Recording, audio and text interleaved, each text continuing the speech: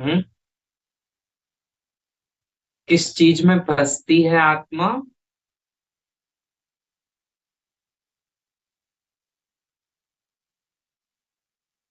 भावनाएं कितने प्रकार की होती हैं? कोई बता सकता है? और भाव और भावना में क्या अंतर है?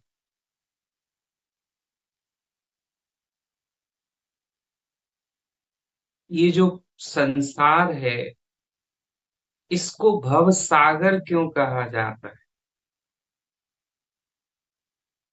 मुझे याद है, भक्ति मार्ग में हम सब एक गीत गाते थे।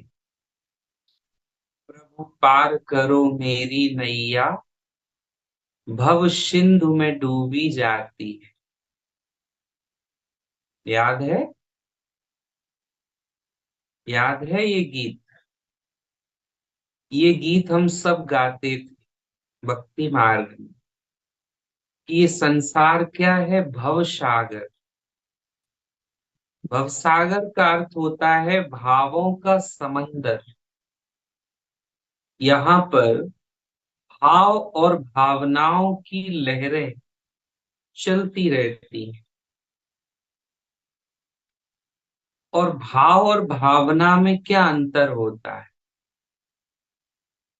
भाव तो हमारे अंतर मन से उठता है, हमारे सब कॉन्शियस माइंड से जो तरंगे उठती हैं उसको भाव कहते हैं। भाव स्थिर होता है। लेकिन जो भावनाएं होती हैं वो बाह्य मन की उपज होती हैं, हमारे कॉन्शियस माइंड से उठती है। और जो भाव हैं उन सबको हम महसूस करते हैं। लेकिन भावनाएं तरंगों की तरह आती हैं और जाती हैं। जिस प्रकार समंदर में लहरें ऊपर ऊपर उठती हुई नजर आती हैं, ऊपर ऊपर समंदर में लहरें दिखाई देती हैं, कभी बहुत ऊपर उठती हैं फिर नीचे चली जाती हैं, फिर ऊपर उठ जाती हैं। इसी प्रकार मानव मन में भावनाएं उठती रहती हैं, गिरती रहती हैं, ऊपर नीचे होती रहती हैं। तो जैसे ये भाव ऊपर नीचे होते हैं, भावनाएं ऊपर नीचे होती हैं, इसी से हमारी अवस्था भी ऊपर नीचे होती है। क्योंकि हम भव सागर में हैं। इस संसार में हम भावों से ही एक दो से जुड़े हुए हैं। संबंध क्यों जरूरी है? संबंध, व्यक्ति संबंधों में भावों से जुड़ता है और आत्मा प्रतिपल भावों को ही महसूस करती है। अगर कहें कि इसका जीवन बहुत अच्छा है, बहुत अच्छा बीता है, तो हम किस आधार पे कहते हैं? मतलब उस आत्मा ने अधिक से अधिक अच्छे भावों को अनुभव किया है, तो हम कहेंगे इसका जीवन सफल है। और यदि किसी आत्मा ने बुरे भावों को बहुत महसूस किया है और बुरे भावों में जिंदगी को बिताया है, तो हम कहेंगे कि इसका जीवन तो व्यर्थ हो गया।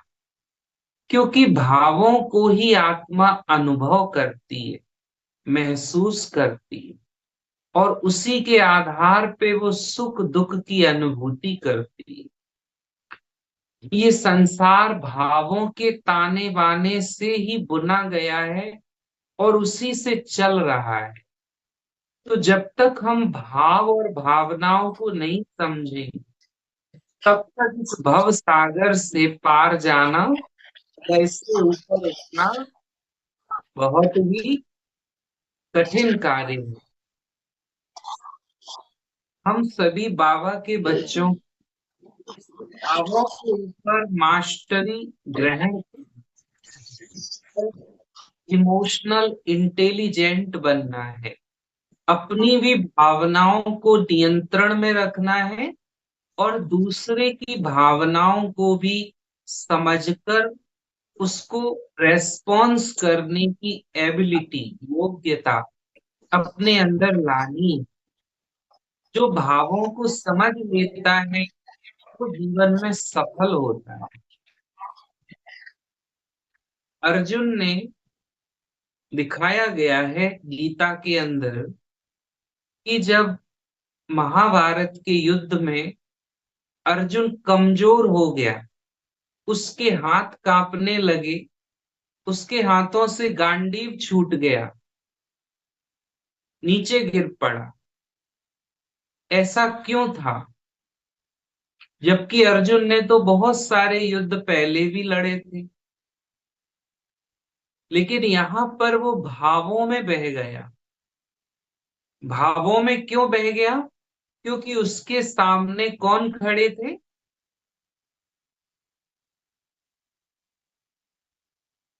कौन खड़े थे? श्री कृष्ण जी। नहीं, जिनसे युद्ध करने वाला था वो कौन लगते थे उसके? संबंधी। संबंधी। हम्म। और संबंधियों से क्या जुड़ी रहती हैं? भावना। भावनाएं। बहुत गहराई वाली हृदय की भावनाएं। और व्यक्ति कहीं फैल नहीं होता है, वो वहीं आकर फैल होता है जहां उसकी भावनाएं जुड़ी होती हैं। भावनाएं जब जुड़ी होती हैं तो व्यक्ति, उसको समझ नहीं आता मैं क्या करूं। भावुक होते ही व्यक्ति की निर्णय शक्ति काम करना बंद कर देती है। एक जज साहब थे, तो वो बहुत अच्छा निर्णय देते थे, बड़े प्रसिद्ध थे कि ये जज साहब हमेशा सही निर्णय देते हैं। लेकिन एक बार उनका बच्चा उनके सामने कटघरे में खड़ा था, तो जज साहब निर्णय लेने की जगह एक्सक्यूज देने लगे कि आजकल के बच्चों से गलतियां तो हो ही जाती हैं। क्या कारण था? क्योंकि बच्चे से क्या जुड़ी थी? क्या जुड़ी थी?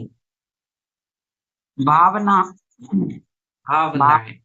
तो जज साहब किस में बह गए? भावनाओं में। भावनाओं में।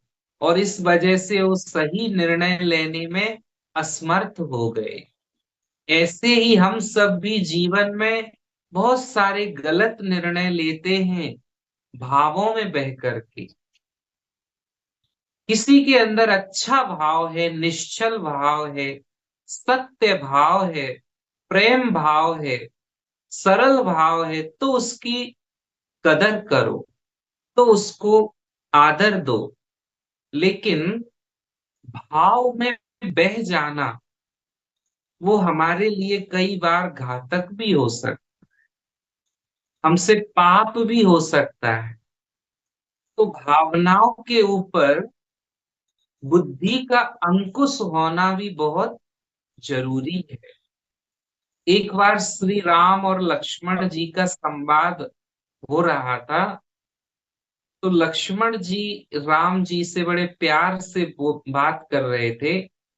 तो बोले कि भैया, आप कितने शांत रहते हो, कितने स्थिर रहते हो, पर मेरे को तो बहुत बात बात पर क्रोध आ जाता है।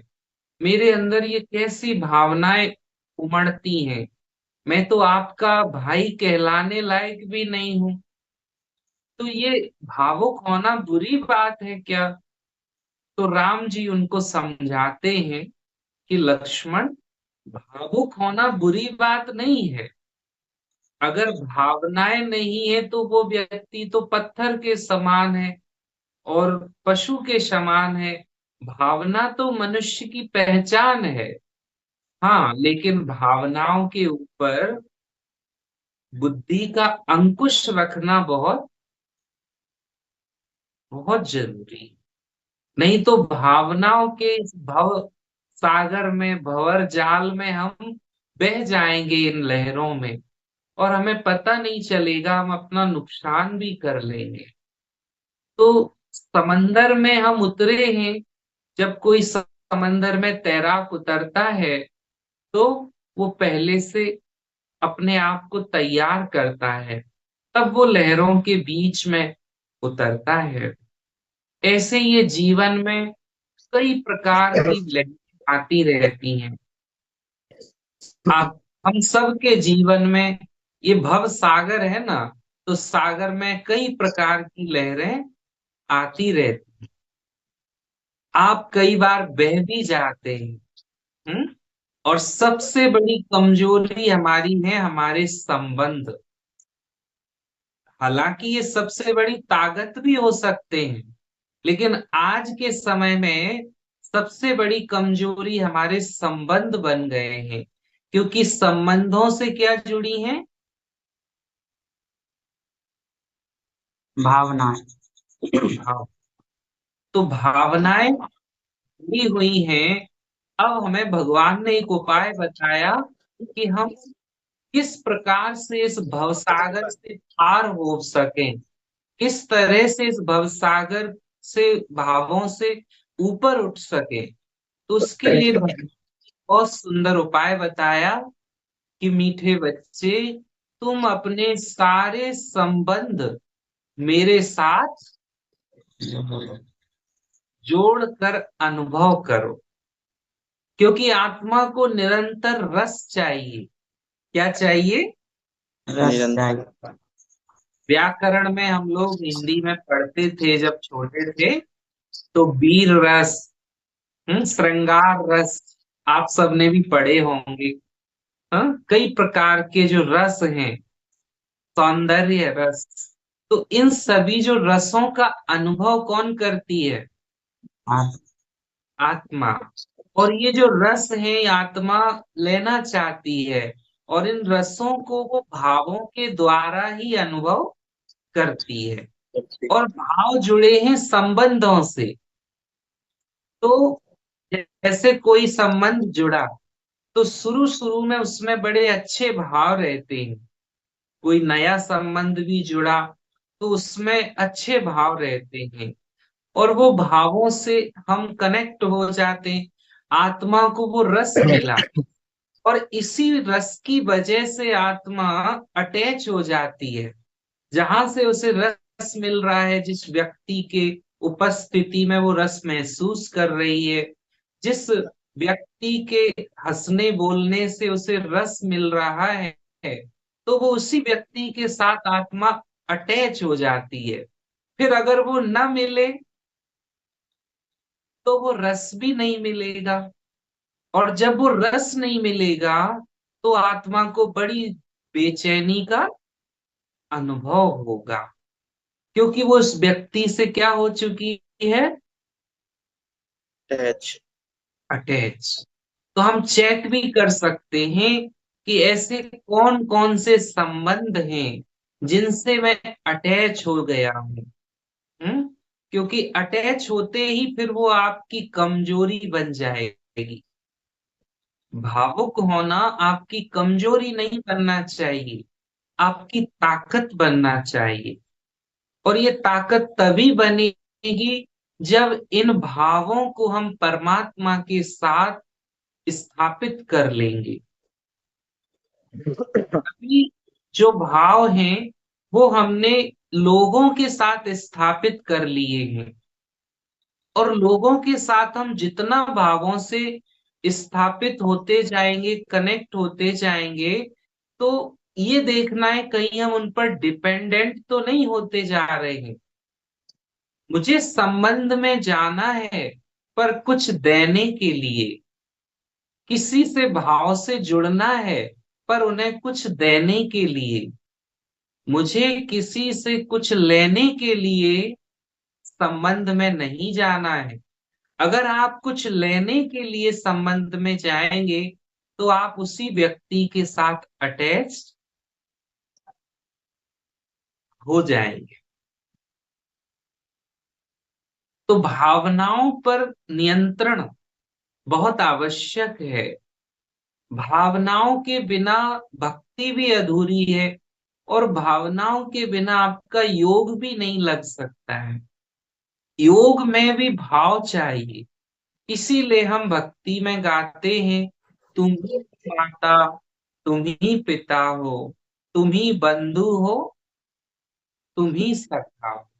इसका अर्थ हुआ कि सारे संबंध का जो भाव है, जो रस है, वो अब मुझे किससे लेना है? अब मुझे किससे लेना है?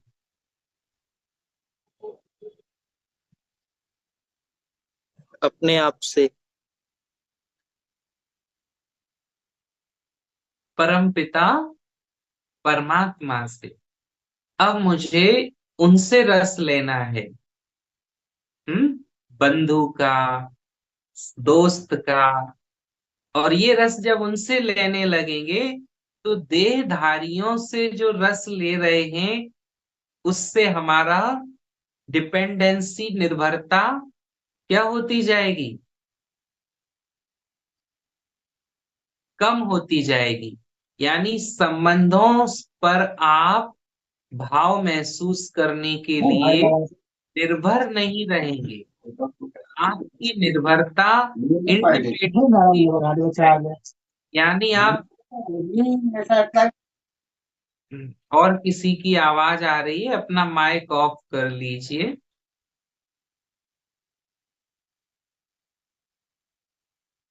हाँ जी। तो हम क्या कह रहे थे?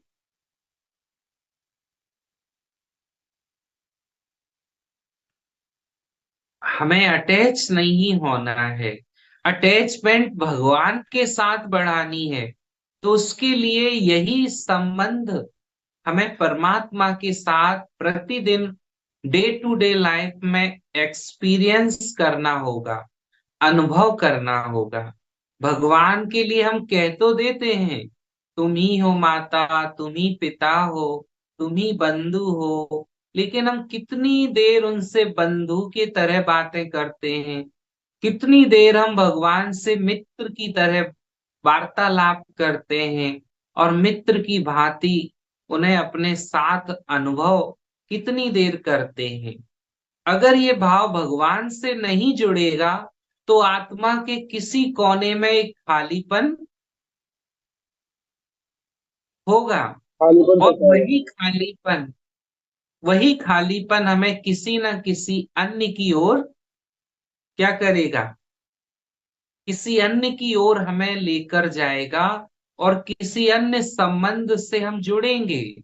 देखो, किसी से भी मिलते हैं तो वो तुरंत पूछता है, आप कहाँ के हो?" पूछता है, आप कहाँ के हो, आप कौन हो, आपकी जाति क्या है? ये क्यों पूछता है वो? क्योंकि जैसे ही आप ये बताओगे, तो तुरंत वो कोई ना कोई संबंध आपके साथ क्या करेगा? तुरंत बताएगा, भाई आपके साथ, अच्छा हम भी वहीं के हैं, आप तो हमारे भाई हो। हम्म। क्या जोड़ लिया तुरंत? संबंध। संबंध, क्योंकि संबंधों से ही भाव जुड़े होते हैं। हम्म। तो भगवान से अगर मुझे संबंध जोड़ना है, तो भाव जोड़ना है, तो ये अपनी भावनाओं को परमात्मा के साथ कनेक्ट करना बहुत बहुत जरूरी है। नहीं तो यही संबंध हमारे जो सुख का कारण आज बने हुए हैं, कल यही हमारे दुख का कारण कारण बन जाओ। हो सकते हैं, अगर अटैच हो गए तो। हम्म। जैसे एक सिक्के के दो पहलू होते हैं, उसी में चित्त होता है, उसी में पट होता है। उसी तरह जहां से आप सुख ले रहे हो, आत्मा जहां से सुख ले रही है, जिन संबंधों से, वहीं से दुख मिलने के अधिक चांस हैं। जहां से आप सुख नहीं ले रहे हो, तो दुख नहीं मिलेगा। क्यों?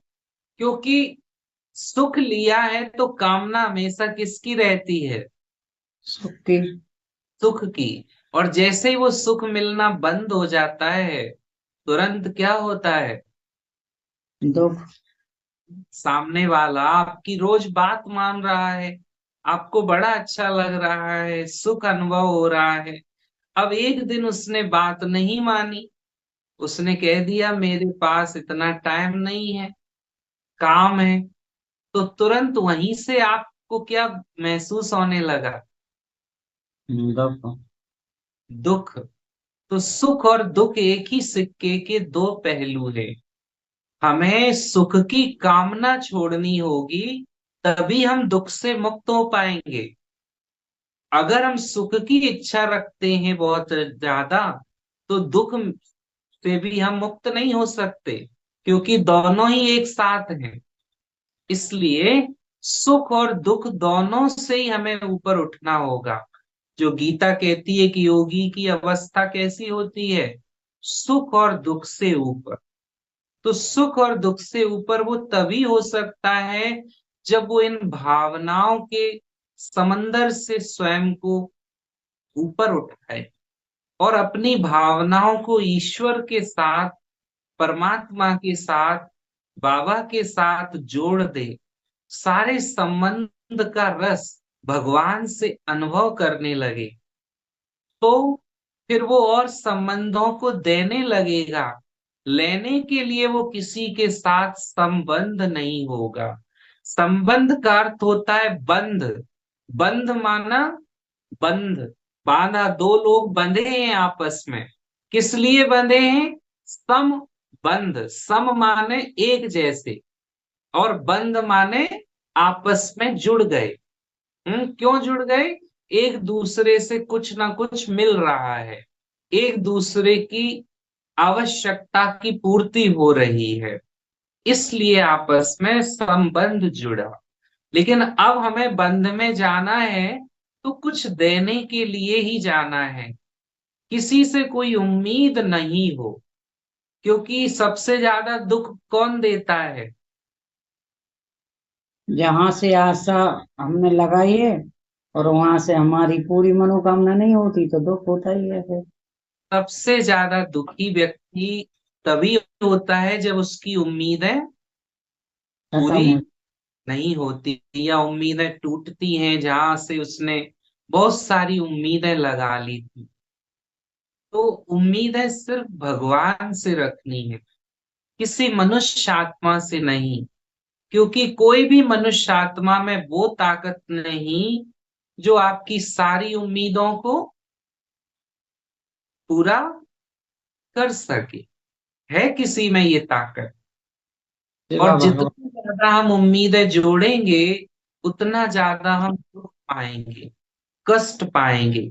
इसलिए किसी से कोई उम्मीद ना हो, सिर्फ भगवान से उम्मीद हो। अगर किसी से संबंध बन रहा है, तो वो मैं सिर्फ उसे कुछ देने के लिए संबंध है। भगवान से जो मुझे मिला है, वो मुझे अन्य आत्माओं को देना है। किसी से मुझे कोई उम्मीद नहीं रखनी है। जैसे ही आप इतना कर लेंगे, आप मुक्त होने लगेंगे। मुक्ति की ओर ये बढ़ते हुए कदम है। हम्म और जितने ज्यादा हम संबंधों में जाते जाएंगे, हम और संबंधों पर निर्भर होते जाएंगे। तो आप खुद ही अपने बंधनों को क्या कर रहे हो? और बढ़ा रहे हो। समय है, वेला है बंधनों से मुक्त होने की, और नए नए बंधन हम तैयार कर रहे हैं। तो सतयुग तक पहुंचेंगे, हम्म, परे हम हो पाएंगे। भगवान क्यों कह रहे हैं बच्चे? सबके प्रति शुभ भावना, शुभ कामना। क्योंकि अपने मन को हमेशा शुभ भावों में रखना है। कोई बुरा व्यवहार भी करे, कोई मेरे प्रति दुर्भावना भी रखे, लेकिन मुझे हमेशा शुभ भावना, उस दुर्भावना वाली आत्मा के प्रति भी अपने मन में शुभ भावना। क्यों? क्योंकि ये शुभ भावना ही आपको ताकत देगी। ये शुभ भावना ही उसकी दुर्भावना को बदलेगी। ये भावों का ही तो समंदर है, और ये बुरे भावों की लहरों से मुझे प्रभावित नहीं होना है। उसी को जो लहरों से खेलता है, लहरों से डरता नहीं, लहरों में रोता नहीं, लहरों में घबराता नहीं, उसी को एक सच्चा तैराक, एक सच्चा समुद्री राइडर बोलते हैं। तो इस भवसागर के हमको राइडर बनना है। इन लहरों से ही हमें खेलते हुए अपनी मंजिल तक पहुंचना है। इन लहरों के प्रभाव में नहीं आना है। सुख दुख ये संसार सागर की लहरें हैं, ये उठती रहती हैं। हाँ? और भावों की बड़ी गहराइयां हैं। कहा गया है कि भावों की गहराइयां माप सका है कौन। भाषा जहां असमर्थ है, बोल उठा है मौन। भाषा भी जब असमर्थ हो जाए तो कौन बोलता है फिर? मौन। इसके मौन रह के भी भाव बोलते हैं भाई जी। बिल्कुल। क्योंकि भाव आत्मा की अभिव्यक्ति है। भाषा फिर भी ऊपरी चीज है। भाषा किसी की न समझ पाए पर भाव तो हर एक के समझ सकते हैं। भाव आत्मा की भाषा है। भाव किसकी भाषा है? आत्मा की। तो आत्मा की भाषा हम समझ सकते हैं, चाहे अंग्रेज भी हो। अब वो हंस रहा है, रो रहा है, भाषा हमें नहीं पता वो क्या कह रहा है, पर हम उसके भावों को अनुभव कर सकते हैं, क्योंकि आत्मा की भाषा है। और आत्माएं तो सब एक ही पिता की संता संतान है। तो उस रूप में बैरियर नहीं है। बैरियर भाषा का है, बैरियर शरीर का है, रंग भेद का है, जाति भेद का है, राष्ट्र भेद का है, लेकिन भाव का नहीं। तो भगवान के साथ ये भाव जुड़ जाए बहुत गहराई से, ये बहुत आवश्यक है। इस संगम युग पर हमें यही पुरुषार्थ करना है। प्रतिदिन बाबा के साथ कोई ना कोई संबंध से हम बातें करें और उस संबंध को महसूस करते रहें दिन भर। बाबा को कभी सखा के रूप में, कभी साजन के रूप में, कभी बेटा के रूप में। हाँ, अगर बाबा को बेटा नहीं बनाओगे तो फिर और कोई को बेटा बनाओगे, क्योंकि दिल के किसी कोने में वो भाव तो रहेगा ना। क्योंकि हम भावों में ही जीते हैं। हाँ, जिसके पास जिस संबंध की कमी होगी, अगर बाबा को साजन रूप में अनुभव नहीं करोगे तो किसी ना किसी में बुद्धि जाएगी। हाँ, वहां पर वो साजन का संबंध होगा। जिसके पास जिस संबंध की कमी होगी, जिस संबंध, हर संबंध का एक भाव होता है, अलग अलग भाव, और उन सब भावों को आत्मा महसूस करती है, तभी उसे तृप्ति मिलती है। और ये संबंध सारे मुझे परमात्मा के साथ अनुभव में लाने हैं, तभी मेरी आत्मा तृप्त होगी, मैं आत्मा तृप्ति को पाऊंगी। नहीं तो कोई ना कोई संबंध में जाकर मैं किसी ना किसी व्यक्ति से जरूर अटैच, कोई रोक नहीं सकता। अगर वहां से नहीं तो नीचे की ओर तो ये भाव बहते ही हैं। इसीलिए इससे पहले किसी अन्य के पास बुद्धि पटके झटके में लटके, तब तक हमें उससे पहले किससे जोड़ लेने ये सारे भाव? बाबा परमात्मा से। एक परमात्मा। एक परमात्मा ही हमारा सच्चा सखा भी है, साजन भी है, पिता भी है। पर ये अब कहने तक न रहे संगम युग पर, अब ये अनुभूति तक आना चाहिए। जैसे बाकी रिश्तों को हम कितना गहराई से, भावों से अनुभव करते हैं, क्या परमात्मा के साथ भी इतनी ही गहराई से या इससे ज्यादा गहराई से मैं संबंध को अनुभूति में ला रहा हूं? ये मुझे अपने आप से पूछना होगा। अगर ऐसा नहीं है तो हम भवसागर के पार नहीं जा पाएंगे। भवसागर के पार जाना है तो भावों को परमात्मा के साथ कनेक्ट करना ही, यही पुरुषार्थ। संगम युग का ये सबसे महत्वपूर्ण पुरुषार्थ है कि हमारे सारे संबंधों का जो रस है वो परमात्मा के साथ मैंने अनुभव किया हो, क्योंकि इस समय स्वयं परमात्मा साकार रूप में आकर के सभी संबंधों का रस प्रदान कर रहे हैं, सभी संबंधों को निभा रहे हैं, अनुभव करवा रहे हैं। तो यही वो समय है जब हम मुक्ति पा सकते हैं, हम मुक्त हो सकते हैं। वरना युगों युगों से हम इसी भंवर जाल में फंसे हुए हैं। कोई भी आत्मा इस भवसागर के भावों से मुक्त नहीं हो सकती है। मरने के बाद भी भाव जुड़े रहते हैं और आत्मा वहीं भटकती है, जाके उन्हीं संबंधों के आसपास घूमती है और कहीं नहीं जाती है, क्योंकि भाव किससे जुड़े हुए हैं। संबंधियों से। हाँ, तो वो वहीं जाके घूमती है और वहीं पर रहती है। किसी के भाव मकान से जुड़ जाते हैं तो वो आत्मा अपने उसी मकान में वहीं जाके बैठती है। लोग कहते भूत है, इस मकान में भूत है। अब भूत क्या, वो वहीं बैठे हुए हैं, क्योंकि भाव उनका अभी भी खत्म नहीं हुआ, वहां से टूटा नहीं। क्योंकि जीवन भर उसी के बारे में सोचा और उसी के लिए बहुत मेहनत की, तो उसी से क्या जुड़ गए, हाँ। गहराई से भाव जुड़ गए। पर भगवान के लिए कोई मेहनत ही नहीं की, भगवान के लिए कुछ किया ही नहीं, तो भाव कैसे जुड़ते। और रिश्तों के लिए मरते रहे जीवन भर, क्या क्या करते रहे, तो भाव तो वहीं जुड़ेंगे ना। इसीलिए भगवान की सेवाएं हम करते हैं दिल से, हृदय से, जिससे हमारे भाव जुड़ जाए, भगवान के साथ भी वही प्यार हो जाए जो अन्य रिश्तों में जैसे है। और वो प्यार जब हो जाता है ना, तो हम बहुत हल्के हो जाते हैं और बहुत सारे झंझटों से मुक्त हो जाते हैं।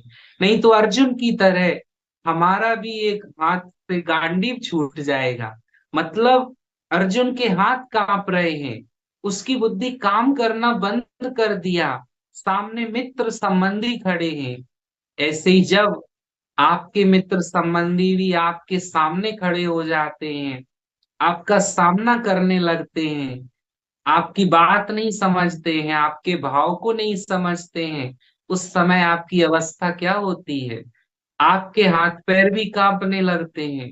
चाहे भगवान ही क्यों ना आपके साथी बने हो, तो भी आप हथियार डाल देते हो, कहते हुए भगवान ऐसी जिंदगी से तो मरना अच्छा। के पास बुला लो। इतना दुखी हो के पुकारते हैं, बुलाते हैं, फिर भगवान ही याद आता है। हम्म। तो वो अर्जुन जैसी अवस्था से बाहर निकलना है हमें, तभी हम इस जीवन संग्राम में कर्म क्षेत्र कुरुक्षेत्र में विजय प्राप्त कर सकेंगे। अन्यथा मैंने देखा है कि लौकिक से निकलो तो अलौकिक में भी कई फंस जाते हैं। क्योंकि लौकिक से निकले तो अलौकिक में भी लोग संबंध ही बनाते हैं। हम्म संबंध बनाते हैं, जबकि अपने अलौकिक संबंध को भूल जाते हैं। कोई कहेगा हम आपकी माँ हैं, कोई कहेगा हम आपके बच्चे हैं। ठीक है, वो भाव ऊपरी होना चाहिए, लेकिन अंदर से ये सारे भाव किससे जुड़ना चाहिए, परमात्मा से। परमात्मा से। नहीं तो नहीं तो लौकिक और अलौकिक में क्या अंतर हुआ। अलौकिक और लौकिक में यही अंतर है कि अलौकिक व्यक्ति कहीं भी उलझा नहीं है किसी संबंध में, अटैच्ड नहीं है किसी संबंध से, वो मुक्त होता गया है, मुक्त होता जा रहा है। गौतम बुद्ध की कहानी में आता है कि उनके जो गुरु थे वो उनको बहुत प्यार करते थे, और जब उनकी योग्यताओं को देखा तो गुरु ने कहा अब आप पूरा आश्रम संभालो।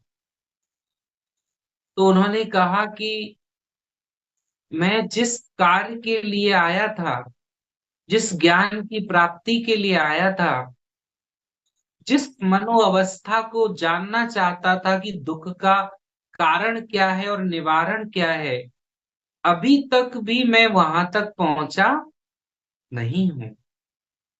हम्म? मुझे आश्रम नहीं चाहिए।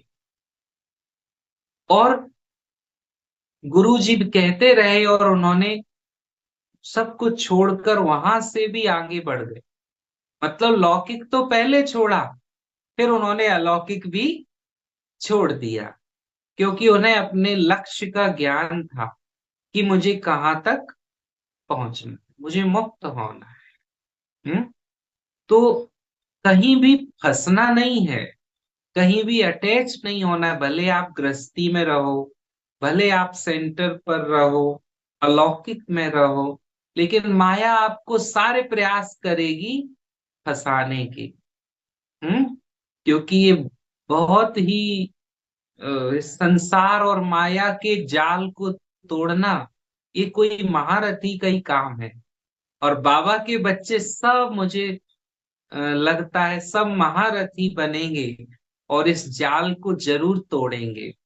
क्योंकि ये तोड़ना किसी संसारी का तो काम है ही नहीं।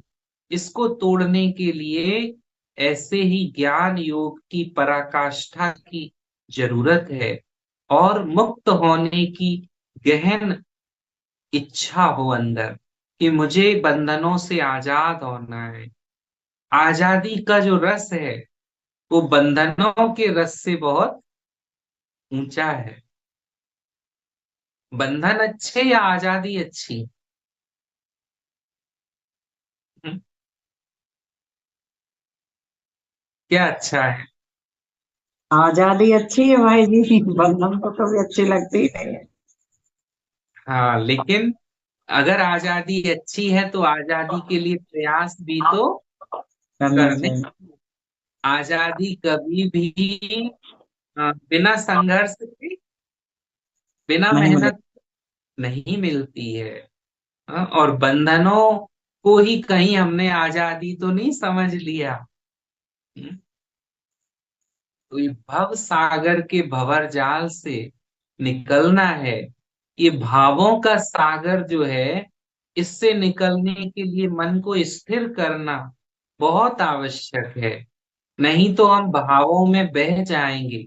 बहना ही है तो शुभ भावों में बहो। हम्म भाव बिना भी कुछ नहीं है। बाजार में सब्जी खरीदने जाते हो तो सबसे पहले क्या पूछते हो? भाव। क्या भाव दे रहे हो? हम्म और फिर मोल भाव होता है, और भाव से ही सब्जी मिलती है। तो बिना भाव के योग लगेगा? बिना भाव के परमात्मा से हृदय जुड़ेगा? बिना भाव के योग भी केवल बुद्धि वाला है, हृदय वाला नहीं है। तो देखना है भगवान से मैंने कौन कौन से भाव जोड़े हैं। सखा का भाव में कितनी देर भगवान के साथ अनुभव करता हूँ। साजन सजनी का भाव कितनी देर अनुभव करता हूँ। हम्म भाई का भाव बाबा के साथ कितनी देर महसूस करता हूँ। सारे संबंधों का रस मैं बाबा से ले रहा हूँ, यह अभी बाकी है, चेकिंग करना है। और ये कर लिया ना, तो बहुत बड़ा एक काम हो जाएगा, और हम मुक्ति के द्वार पर बहुत करीब पहुंच जाएंगे। ये हमें अपने ऊपर मेहनत करनी है। हम्म कई भाई बहनों की अवस्था में देखता हूँ तो मुझे अंदर लगता है कि ये तो अ, मुक्त होने की बजाय और बंधनों की ओर जा रहे हैं। जबकि हमारा संगम का लक्ष्य ये नहीं है। बाबा हमें मुक्ति देने आया है, जीवन मुक्ति देने आया है। अभी मुक्त नहीं होंगे तो कब होंगे? ये युगों युगों की बाजी, कल्प कल्प की बाजी हमारे हाथ से चली जाएगी। तो यही वो समय है जब परमात्मा खुद साथ दे रहे हैं। तो इन भावों को उनके साथ जोड़ लेना है और बहुत आनंद लेना है। अगर ये भाव देहधारी से जुड़े होंगे तो अंत में आप कमजोरी बन जाएंगे, और आप बहुत खुद को कमजोर महसूस करेंगे। आप निकलना भी चाहेंगे तो भी नहीं निकल पाएंगे। ये भाव ऐसी चीज होती है, इसमें बड़े से बड़ा महारथी भी फंस जाता है। हम्म। भाव का ये भंवर जाल है। भाव से ही हर रिश्ता जुड़ा हुआ है। अभी आपका कोई संबंधी बहुत भावुक हो जाए, तो आप भी खुद को भावुक होने से रोक नहीं पाएंगे। आप भी भावुक हो जाएंगे। इसके लिए आपको बहुत प्रैक्टिस की जरूरत होगी। अपने मन को बहुत स्थिर करना जरूरी है रोज। और ये भाव भगवान के साथ जोड़ना बहुत जरूरी है। एकांत में समय बिता करके हम इन भावों को बाबा के साथ अनुभव करें, तभी हम भवसागर से पार हो सकते हैं। और ऐसी भावना से ही जीवन में श्रेष्ठता आती है, संस्कार परिवर्तन होते हैं। तो जिस भावना में भाव ना हो, वो भावना, समझना मैं क्या कह रहा हूं, कि जिस भावना में भाव ना हो, वो भावना बेकार है। जिस भावना में भाव ना हो, वो भावना बेकार है। जिस भावना में भाव हो, तो भव से बेड़ा पार है। पार है। हम्म। तो भव से पार होने के लिए हमें अपने भावों पर काम करना है। ये भावों से ही हम सब से जुड़े हैं, संसार से जुड़े हैं। जैसे ही आत्मा परम धाम में पहुंच जाती है, फिर तो कोई भाव उसके अंदर नहीं उठते। यही भावों के संसार में जब हम आते, तभी इन भावों में जुड़ते हैं और फंसते हैं। जैसे ही हम अपने देश को लौटेंगे, तो इन सब भावों से परे हो जाएंगे। हम बिंदु स्वरूप में टिक जाएंगे। तो अब वो समय है जब हम इन भावों को समेट करके, परमात्मा से जोड़ करके, इस भव सागर से पार हो जाए। यही आज की क्लास का सार है। अभी आप सबके मन में कोई प्रश्न हो तो पूछ सकते हैं। ओम शांति। ओम शांति। ओम शांति भाई जी, ओम शांति। भाई जी, आपने आज इतनी अच्छी बताई है विधि भाव, मतलब ये उससे मतलब बोला है कि ये भवसागर के से निकलने की विधि जो बताई है, वो बहुत अच्छी बताई है। अब हम जो करते हैं, हम भाव बनाते हैं भाई जी, भाव बनाते हैं कभी पुत्र का कभी पिता का। फिर जैसे कि बैटरी डिस्चार्ज कभी कभी हो जाती है, वो हाँ, हमें हाँ वो उसको आप कंटिन्यू रखना है। जैसे अगर मैंने बाबा को बेटा बनाया, तो सच में ही बेटा बनाना है। मतलब इस तरह से जैसे आपका बेटा होता, तो उसके लिए आप क्या करते, जल्दी से कहते, बेटा पानी पी लो, कोई भी चीज है पहले आप किसको देते, अपने बेटा को। तो उसी तरह से आपको भगवान के साथ बिल्कुल वैसे ही चलना है, तभी वो भाव अनुभव होगा, एकदम सच्चे हृदय से। सचमुच में ही वो मेरा बेटा है आज से। तो फिर आप देखोगे वहां से भी सचमुच में आपको वही वाला अनुभव मिलना शुरू हो जाएगा। बाबा आपका बेटा बन जाएगा और आपको बेटे के रूप में अनुभव कराएगा। तो जो भी संबंध हो, जो भी मुझे आप जो उसको निभाना है। अनुभव भाई जी मैं करती हूँ ऐसा। अभी मैंने भोग 2-4 दिन से नहीं लगा पाया, हमारी जेठानी ने शरीर छोड़ दिया। तो मैं जब भोजन करती हूँ बुलाती तो हूँ बाबा को, तो दो, दो चार बेटा दिन से बेटा, 2-4 दिन से आपके बेटे ने खाना ही नहीं खाया। हम्म? खाया होगा, पता नहीं मेरे साथ खाया कि नहीं। मैं तो जब वो थाली लाती हूँ बुलाती हूँ, पर मुझे मन में ऐसा लगता है कि भोग नहीं लगा पाया मैंने बाबा का। और हाँ, भाव मेरे अंदर ही अंदर ऐसे रहते हैं कि मैं खा रही हूँ और बाबा भूखे हैं, या बेटा, जो भी मैंने भाव रखे हैं उनके प्रति, तो भाव से तो मैं थाली जब लाती हूँ भाई जी लगाती हूँ। और हर चीज ऐसी कोई भी चीज नहीं है भाई जी, चाहे बाहर से फल लाएं चाहे घर का कुछ भी बनाएं, बिना अर्पण करे बिना बाबा को खिलाए तो नहीं खाती हूँ। और जिस दिन ऐसा हो जाता है, अभी 2-4 दिन से नहीं हुआ है, तो अंदर ऐसा लगता है कि शायद भूखे हैं बाबा। पूछ लेना चाहिए, जवाब मिलेगा। हाँ। भाई जी बहुत अच्छा, आपको है ना तहे दिल से धन्यवाद। इतनी अच्छी विधि आपने बताई है भाव के बारे में, बहुत बहुत थैंक्स। और कौन दिख रहा है? प्रभा सिंह, ओम शांति। ओम चलिए, शांति। आज के इस सत्र को करवाने के लिए आदरणीय भैया का बहुत बहुत स्वागत, थैंक यू। भैया ने बहुत अच्छा भाव और भावना के बीच का अंतर बताया, एंड बहुत बहुत धन्यवाद भैया। हाँ, हमारी प्यारी मुस्कान बहन का भी, हाँ, बहुत शुक्रिया धन्यवाद।